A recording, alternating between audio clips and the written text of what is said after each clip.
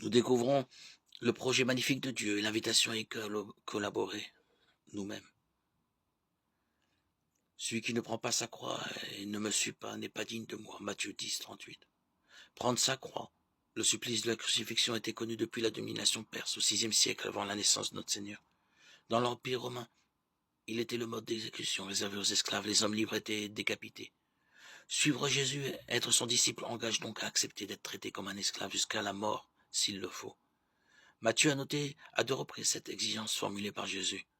Dans le chapitre 10, dans le cadre d'un véritable envoi en mission assorti de consignes précises, et plus tard à Césarée de Philippe, après que Pierre avait reconnu en Jésus le Messie, tout en refusant la perspective des souffrances annoncées par son maître.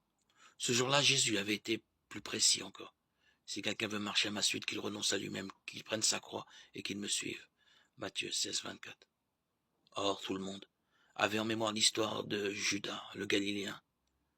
Dans les années d'enfance de Jésus après la mort d'Hérode le Grand, en l'an 4 avant notre ère, il avait pris la tête d'une révolte contre les Romains. Certains l'avaient pris pour le Messie, mais son entreprise avait échoué, et il avait été crucifié. Jésus prévient ses disciples de tous les temps. L'annonce du règne de Dieu présente des risques pour lui-même d'abord, il le sait, et pour les disciples ensuite, qui ne seront pas mieux traités que le Maître.